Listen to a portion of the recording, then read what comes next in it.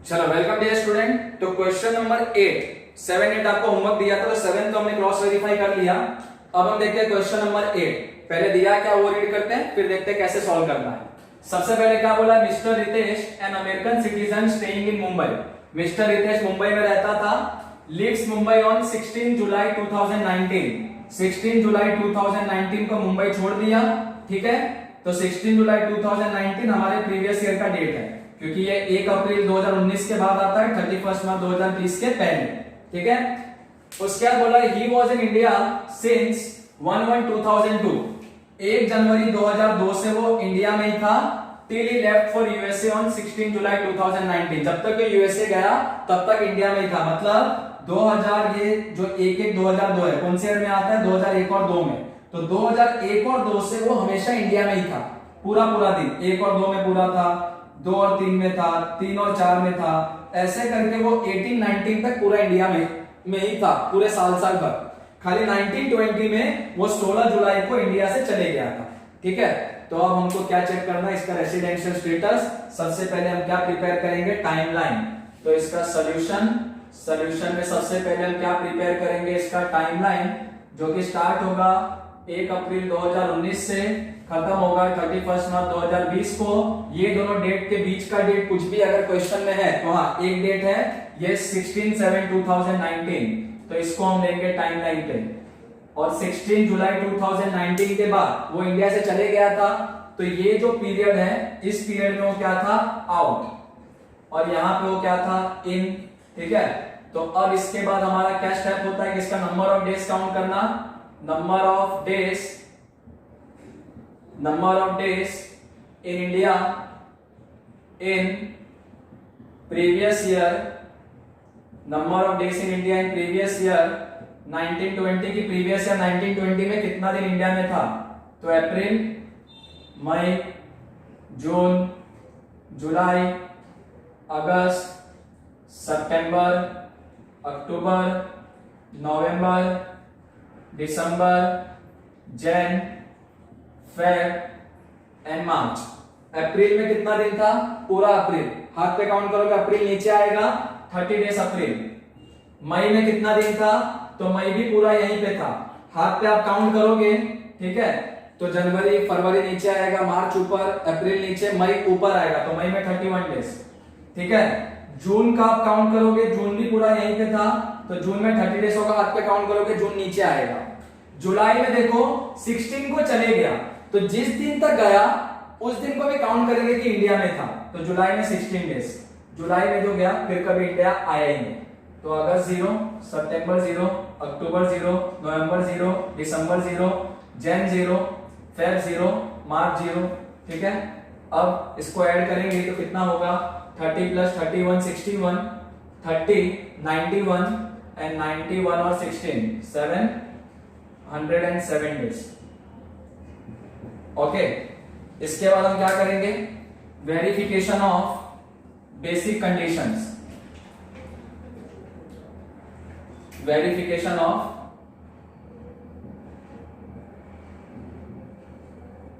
Basic conditions. Basic conditions को verify करते हैं। कितना बेसिक कंडीशन है, 2, कॉलम कितना बनता है, 3। एक कंडीशंस का, दूसरा आपका नंबर ऑफ डेज का, तीसरा आपका सेटिस्फाइड और नॉट सेटिस्फाइड, कि कंडीशन सेटिस्फाइड है कि नॉट सेटिस्फाइड है, ओके। ये 3 कॉलम बनता है, कंडीशंस का, नंबर ऑफ डेज का, और सेटिस्फाइड है कि नॉट सेटिस्फाइड।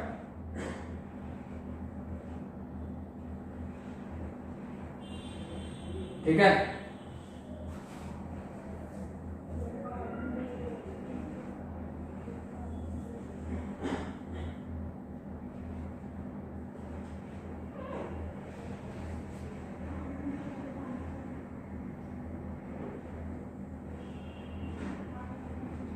ठीक है, 3 कॉलम बनेगा। उसके बाद हम यहां पे क्या लिखते हैं, कंडीशंस लिखते हैं। तो 2 कंडीशन में से पहला कंडीशन क्या बोलता है कि stay in India for 182 days, stay in India for 182 days or more in previous year 1920। फिर दूसरा कंडीशन का पहला पार्ट क्या बोलता है कि स्टे इन इंडिया for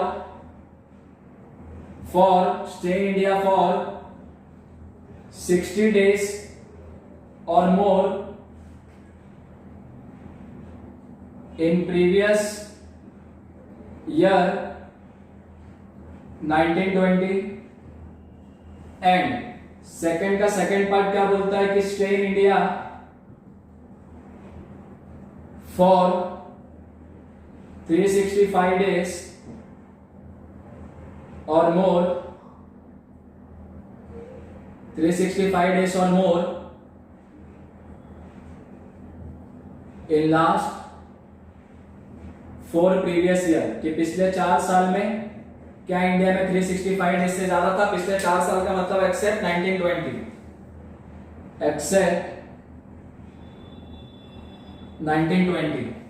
ठीक है, तो ये हो गया दोनों एडिशनल कंडीशन जो हमने लिखा।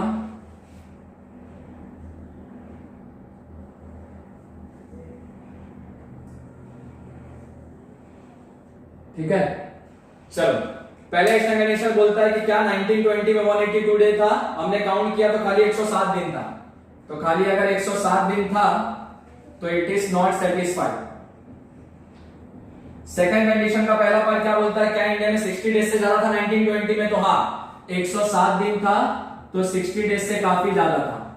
तो सेकंड कंडीशन का पहला पार्ट सेटिस्फाइड। सेकंड कंडीशन का सेकंड पार्ट क्या बोलता है? चेक करो पिछले 4 प्रीवियस ईयर में क्या वो इंडिया में 365 डेज से ज्यादा था? तो हम चेक करते हैं, verifying the number of days in India, verifying the number of days in India in last 4 previous year except 1920। कि पिछले 4 साल में क्या इंडिया में 365 डेज से ज्यादा था कि नहीं? इसके लिए हम चेक करेंगे क्या पिछले 4 साल में इंडिया में कितने कितने दिन था। तो 2 कॉलम यहां पे हम प्रिपेयर करेंगे।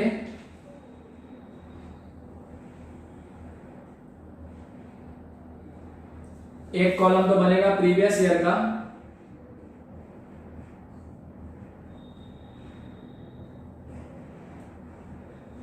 ठीक है, और दूसरा कॉलम बनेगा number of days in India. Okay, तो 1920 का पीछे का 4 साल तो कहां से स्टार्ट होता है? 15-16 से। ठीक है, तो 2015-16, 16-17, 17-18, 18-19 और 1920 का पीछे है तो 1920 को हम क्या करेंगे? कट करेंगे। अब देखो क्या बोला था कि 2001 और 2 से वो इंडिया में ही हर साल कभी बाहर गया ही नहीं। तो 15-16 में पूरा यहीं पे था, 16-17 में यहीं पे था, 17-18 में यहीं पे था, 18-19 में यहीं पे था। अब या तो पूरा साल यहीं पे था तो 365 या 366 होगा। तो 2016 में जो फरवरी है, 15-16 में फरवरी 2016 का आएगा। 2016 लीप ईयर था, मैंने बताया था 4 के टेबल में जो भी आता है 2004, 2008, 2012, 2016, 2020 ये सब लीप ईयर है। तो लीप ईयर फरवरी 29 दिन का होता है। तो 15 और 16 में टोटल नंबर ऑफ डेज होगा 366। 16-17 में फरवरी कौन से ईयर का होगा? 2017 का, तो 28 डेज का होगा, तो यहाँ 365। 17-18 में फरवरी कौन से ईयर का होगा? 2018 का, 2018 में भी फरवरी 28 डेज का था, तो यहाँ भी आएगा 365। 18 और 19 में फरवरी कौन से ईयर का आएगा? 2019 का, 2019 लीप ईयर नहीं था तो फरवरी 28 डेज का होगा, तो यहाँ पे भी आएगा 365। तो 15-16 में नंबर ऑफ डेज है 366, 365, उसके बाद 365, 16-17, 17-18 में, 18-19 में भी 365। टोटल नंबर ऑफ डेज आप काउंट करोगे तो कितना आएगा यहाँ पे total number of days 366, 365, 65, 6 5 11, 16 5 21, 26, 1461 days. अपने को चाहिए था पिछले 4 साल में क्या 365 डेज था, ये तो 365 से बहुत ऊपर है, 1461 डेज है, ठीक है। तो ये भी सेटिस्फाइड। पहला बेसिक कंडीशन सेटिस्फाइड नहीं था, लेकिन दूसरे का दोनों हो गया। तो हम ये जो मिस्टर रितेश है इसको क्या बोलेंगे, mister Ritesh is resident of India. तो आप क्वेश्चन लिख लेना, मैं क्वेश्चन को रब करता हूं, ठीक है।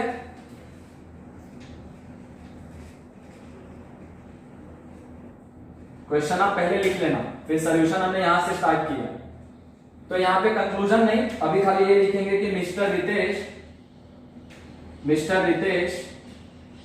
Is resident of India. Mister Ritesh क्या है, तो resident of India for assessment year 2020-21। Okay, अब रेसिडेंट हो गया तो देखेंगे ऑर्डिनरी रेसिडेंट है कि नॉन ऑर्डिनरी। उसके लिए क्या चेक करना होता है, एडिशनल कंडीशन। यहाँ पे पहले से अपने पास बना हुआ था एडिशनल कंडीशन। दो एडिशनल कंडीशन है। पहला एडिशनल कंडीशन क्या बोलता है कि रेसिडेंट ऑफ इंडिया फॉर 2 और more year in last 10 previous year. मतलब चेक करो कि पिछला 10 प्रीवियस ईयर मतलब 1920 के पीछे के 10 साल, क्या कोई भी 2 साल वो असेसी इंडिया का रेसिडेंट था। और ये चेक करो सेकंड एडिशनल कंडीशन क्या बोलता है कि stay in India for 730 days और more in last 7 previous year except 1920 की। ये भी चेक करो कि 1920 के पीछे के 7 साल क्या इंडिया में वो 730 दिन था कि नहीं था। अगर दोनों एडिशनल कंडीशन सेटिस्फाइड होगा तो हम इसको क्या बोलेंगे, ऑर्डिनरी रेसिडेंट, वरना क्या बोलेंगे, नॉन ऑर्डिनरी रेसिडेंट। तो अब कैसे चेक करेंगे पिछले 10 साल का, तो ये फॉर्मेट होता है verification of residential status of last 10 previous year except 1920। पहला कॉलम प्रीवियस ईयर का, 1920 के पीछे के 10 प्रीवियस ईयर यहाँ पे लिखे हैं। Second column number of days in India का, कि कौन से प्रीवियस ईयर में कितना कितना दिन इंडिया में था। थर्ड कॉलम बेसिक कंडीशन कौन सा सेटिस्फाइड है, पहला कि दूसरा। एंड लास्ट कि कौन कौन से ईयर वो रेसिडेंट है एंड कौन कौन से ईयर वो क्या है, नॉन रेसिडेंट। चलो, मैंने आपको बताया था 2001 से क्वेश्चन में दिया था कि 1/1/2001 से वो इंडिया में ही है। मतलब इसके बाद का जो ईयर है 2 और 3, 3 और 4, 4 और 5 से लेके पूरा 18-19 तक हर साल वो इंडिया में ही है, कभी इंडिया के बाहर वो गया ही नहीं। मतलब 9 और 10 में भी पूरा यहीं पे था, 10-11 में पूरा यहीं पे था, ऐसे करके 18-19 तक पूरा यहीं पे था। अब नंबर ऑफ डेज पूरे साल भर में या तो होगा 365 डेज या तो होगा 366। 366 कौन कौन से ईयर में होगा, जो ईयर का फरवरी अगर लीप ईयर में आता है तो यहाँ पे आएगा 366। फरवरी अगर लीप ईयर में नहीं आता है तो यहाँ पे आएगा 365। 9 और 10 में कितना होगा नंबर ऑफ डेज, तो 9 और 10 में नंबर ऑफ डेज होगा 365। क्यों, क्योंकि यहाँ पे फरवरी 2010 का है और फरवरी 2010 का लीप ईयर है नहीं। 10 और 11 में फरवरी कौन से ईयर का है, 2011 का। 2011 में फरवरी 28 डेज का ही होगा, तो 10 और 11 में भी 365 डेज। 11 और 12 यहाँ पे फरवरी कौन से ईयर का होगा, 2012 का। 2012 लीप ईयर है कि नहीं लीप ईयर, तो यहाँ पे आएगा 366 डेज। 12-13 भी पूरा यहीं पे था मिस्टर रितेश। 12-13 में फरवरी कौन से ईयर का है, 2013 का। 2013 लीप ईयर नहीं है तो फरवरी 28 डेज का होगा, तो 12 और 13 में 365। 13 और 14 भी पूरा यहीं पे था। अब यहाँ पे फरवरी 2014 का है, 2014 तो लीप ईयर है ही नहीं, तो यहाँ भी 365। 14-15 में फरवरी कौन से ईयर का है, 2015 का। 2015 लीप ईयर नहीं है, तो यहाँ भी 365। 15-16 में फरवरी कौन से ईयर का है, 2016 का। 2016 लीप ईयर है, लीप ईयर है तो फरवरी 29 दिन का होगा, यहाँ पे आएगा 366। 16-17 में फरवरी 2017 का है। 17-18 में फरवरी 2018 का है एंड 18-19 में फरवरी 2019 का है। तो ये तीनों ईयर लीप ईयर में नहीं आता है, 17, 18, 19। तो ये तीनों ईयर में फरवरी 28 डेज का होगा, तो 16-17 भी 365, 17-18 भी 365 और 18-19 भी 365। बेसिक कंडीशन पहला क्या बोलता है, अगर प्रीवियस ईयर में 182 डेज से ज्यादा है तो पहला बेसिक कंडीशन सेटिस्फाइड, हर ईयर में 182 डेज से ज्यादा है तो पहला ही कंडीशन सेटिस्फाइड हो गया हर ईयर में। सेकंड वाला चेक करने का रिक्वायरमेंट नहीं है। क्योंकि बेसिक कंडीशन दोनों में से कोई भी एक सेटिस्फाई होना चाहिए, या तो पहला या तो दूसरा। ओके, इनके केस में पहला ही हो गया, सेकंड चेक ही नहीं किए, हर साल वो इंडिया का रेसिडेंट है, तो एवरी ईयर 2009-10 से ये जो मिस्टर रितेश है इंडिया का रेसिडेंट है, तो 10 बार हमको लिखना होगा रेसिडेंट हर ईयर का। ठीक है, ओके। 2009 और 10 से लेके 18-19 तक every year mister Ritesh is resident of India.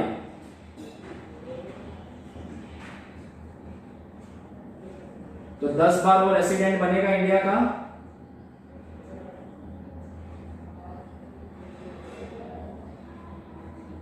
Okay, अब चेक करते हैं एडिशनल कंडीशन।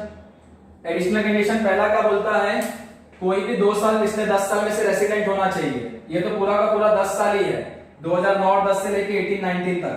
तो ये रेसिडेंट है कितने इयर्स का, 10 इयर्स का। तो पहला एडिशनल कंडीशन सेटिस्फाइड।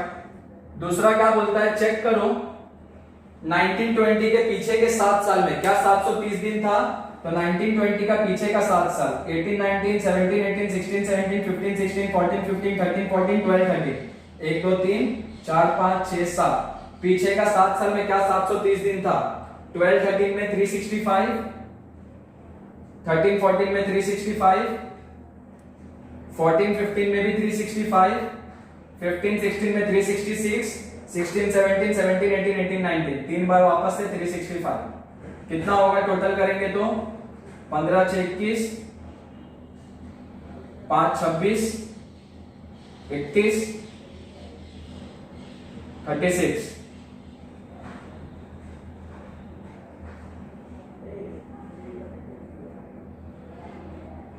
45,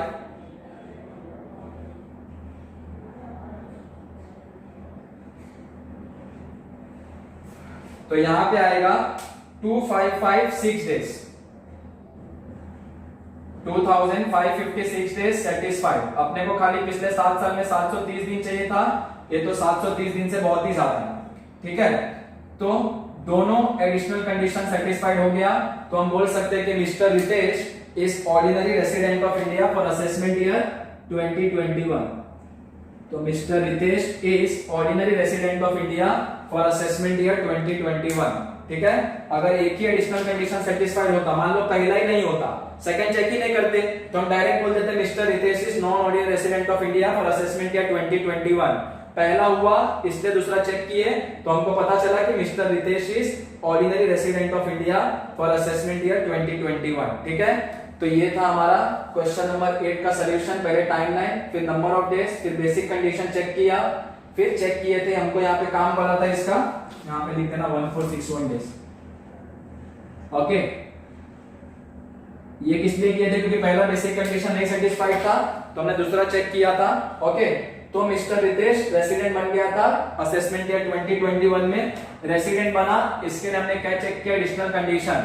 फिर ऐसे हमने लास्ट 10 इयर्स का रेसिडेंशियल स्टेटस चेक किया, तो हमको दोनों एडिशनल कंडीशन सेटिस्फाइड हो गया, तो हम बोल सकते हैं कि mister Ritesh is ordinary resident of India for assessment year 2021। तो पहला क्वेश्चन लिखना है, क्वेश्चन नंबर 8, फिर यहां से सॉल्यूशन स्टार्ट करना और यहां पे आपका एंड होगा। ठीक है, तो यहां पे आपका एंड होता है रेसिडेंशियल स्टेटस। इसके बाद हम नेक्स्ट लेक्चर से स्टार्ट करेंगे scope of total income. Question में कुछ भी डाउट होगा, रेसिडेंशियल स्टेटस में कुछ भी डाउट होगा, तो आप कमेंट बॉक्स में या मैसेज करके पूछ सकते हो। ठीक है, नेक्स्ट लेक्चर से हम स्टार्ट करेंगे स्कोप ऑफ टोटल इनकम। तो यार क्वेश्चन था हमारा रेसिडेंशियल स्टेटस का, इसके बाद हम क्वेश्चन करेंगे स्कोप ऑफ टोटल इनकम का। ठीक है, चलो कॉपी कर लो इसको पूरा।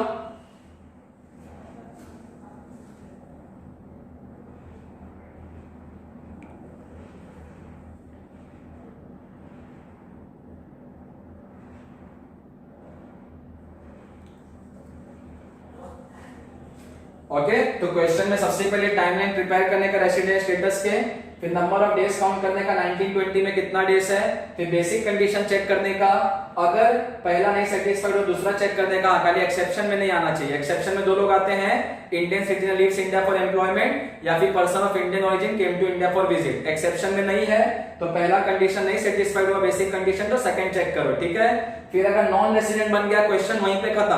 लेकिन रेसिडेंट बनेगा तो क्या चेक करेंगे, एडिशनल कंडीशन। ऐसे चेक करते हैं एडिशनल कंडीशन को, पिछले 10 ईयर का रेसिडेंशियल स्टेटस और लास्ट 7 ईयर का 730 डेज था कि नहीं। अगर दोनों एडिशनल कंडीशन सेटिस्फाइड हो गया तो बोलेंगे ऑर्डिनरी रेसिडेंट, दोनों में से एक हुआ या एक नहीं हुआ या एक भी नहीं हुआ तो हम उसको बोलेंगे non ordinary resident of India, जो भी एसएससी होगा। ठीक है, तो यहां तक था हमारा रेसिडेंशियल स्टेटस। होप सो आपने इसको कॉपी कर लिया। नेक्स्ट लेक्चर से हम देखेंगे इस चैप्टर का second part, scope of total income. ठीक है,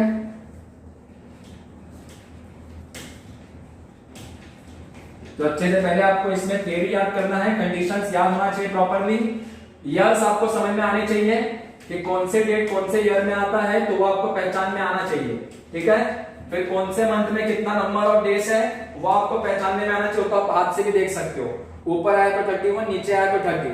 खाली फरवरी में ध्यान देने का, लीप ईयर का फरवरी होगा तो 29 डेज, लीप ईयर के अलावा कोई भी ईयर का फरवरी होगा तो 28 डेज। लीप ईयर मतलब 2004, 2008, 2012 जो भी 4 के टेबल में ईयर आता है वो सबको बोलते हैं लीप ईयर। ठीक है, तो वो सब ईयर में फरवरी कितने दिन का होगा, 29 डेज का। और डेट आपको पहचानने में आना चाहिए कि कौन सा डेट कौन से ईयर में आता है। ठीक है, तो वो आप अप्रैल और मार्च से पहचान सकते हो कि कौन सा डेट कौन से ईयर में आता है। ठीक है, तो वो बहुत इंपॉर्टेंट है यहाँ पे पहचानना। कोई भी डेट दिया होगा, जैसे दिया है 15 जुलाई 2016, तो इसके पहले फरवरी का डेट लिख लेने का, सॉरी अप्रैल का, तो स्टार्टिंग का 1 अप्रैल 2016, और इसके बाद के मार्च का डेट लिख लेने का, तो 31 मार्च। फरवरी के स्टार्टिंग का डेट, मार्च के एंडिंग तक डेट। ठीक है, तो आपको समझ में आ जाएगा कि ये जो ईयर है यह आता है 16-17 में। ऐसे अगर डेट दिया मान लो 20/4/2012, तो इसके पहले का 1 अप्रैल 2012, और इसके बाद का 31 मार्च, इसके बाद अप्रैल के बाद तो मार्च अगले साल ही आएगा, तो 2013। तो ये जो ईयर है आएगा 12 और 13 में। ठीक है, उसी तरह से मान लो डेट दिया है 11/1/2011, तो इसके पहले का 1 अप्रैल, तो इसके पहले अप्रैल, जनवरी के पहले तो पिछले साल चले गए, तो 1 अप्रैल होगा 2010 का, और इसके बाद का जो मार्च आएगा तो जनवरी है, फिर फरवरी और मार्च, तो इसी साल आ जाएगा मार्च, तो ये जो ईयर होगा 10 और 11 का। तो आपको डेट्स पहचान में आना चाहिए कौन से डेट कौन से ईयर का है। ठीक है, तो ये हमारा रेसिडेंशियल स्टेटस हम यहीं पे एंड करते हैं, बाकी हम नेक्स्ट लेक्चर से करेंगे scope of total income. Clear है, चलो।